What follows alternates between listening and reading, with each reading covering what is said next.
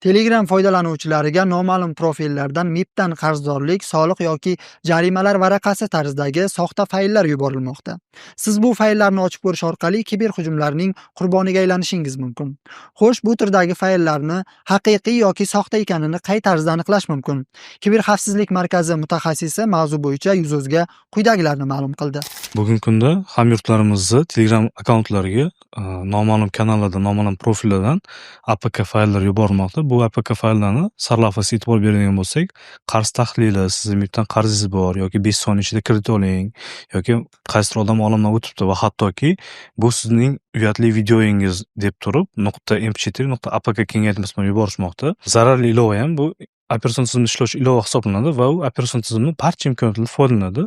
Ya'ni sizni SMSlaringiz, kontaktlaringizni va siz mana shu ilovangiz holatini o'qishdan tortib, undagi ma'lumotlarni boshqa nuqtalarga uzatishgacha bo'lgan ishlarni amalga oshiradi. Sizda masalan Telegram profilingiz telefon qurilmangizga ro'yxatga olingan bo'lsa, u siz Telegram profilingizni o'g'irlashi va siz kontaktlaringizga mana shu o'zidek zararli ilovani avtomatik ravishda tarqatishni amalga oshirishi ham mumkin.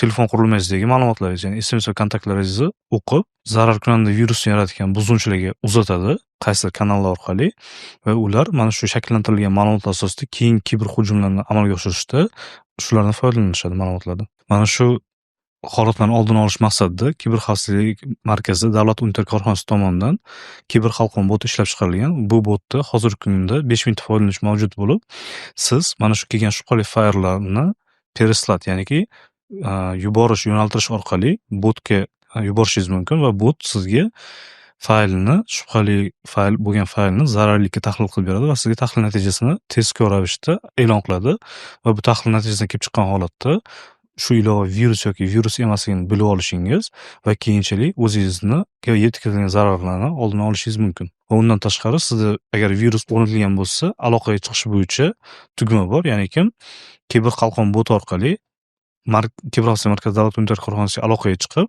o'zingiz telefoningizga o'rnatilgan virusni o'chirishda yordam olishingiz mumkin.